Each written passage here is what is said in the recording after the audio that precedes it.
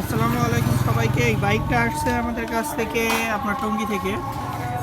তো বাইকের এটারও এবিএস এর প্রবলেম দেখেন, এটার ভিতরের অবস্থাটা। এটা হলো ইউনিটের ভিতরে ব্রেক ফ্লুইড চলে আসছে। এইখানে সলিনয়েডটা লিক করছে, লিক করে ফ্লুইড ভিতরে চলে আসে। এই ফ্লুইড কখনো সাধারণত ভিতরে আসবে না।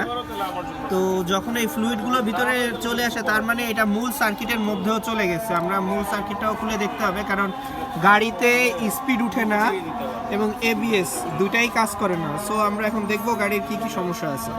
এই মোটরটা দেখেন, মোটরটা কিন্তু ঘুরে নাই। যে মেইন যে শ্যাফট, এই শ্যাফটটা ঘোরার কথাই দেখেন, এটা ঘুরতে চায় না। এটা অনেক জ্যাম, এই যে হাত দিয়ে টেনে এটাকে ঘুরানো যায় না।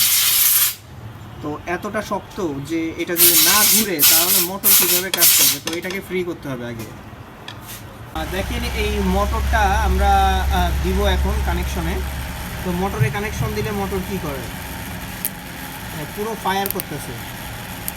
তার মানে এই মোটরটা যখন কানেকশন নেয় তখন এই মোটরটা শর্ট হয়ে গিয়ে পুরা স্পার্ক করার ফলে পুরো সার্কিট শাটডাউন হয়ে যায়, গাড়ির মিটারেও কোনো রিডিং আসে না।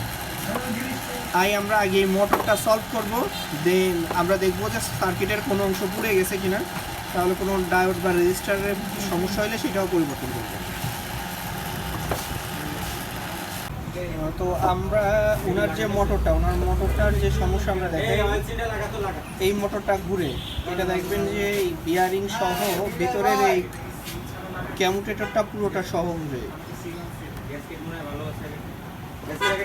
কিন্তু এইটার ক্ষেত্রে দেখেন, এটা শুধু বিয়ারিং ঘুরে যায় কিন্তু ভিতরের ক্যামুটেটরটা ঘুরে না।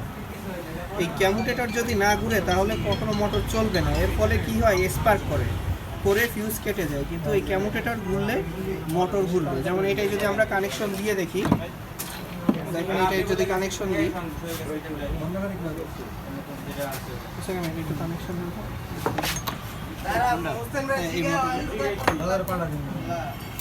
এই দেখেন মোটর ঘুরতেছে, তার মানে ক্যামুটেটর ঘুরে। আর এইটাই কানেকশন দিলে এই দেখেন এইখানে কোনো কিছুই করে না, এখানে স্পার্ক করবে ভিতরে। এই যে কোনো রকমের একটু ঘুরে ভিতরে শর্ট হয়ে যাবে।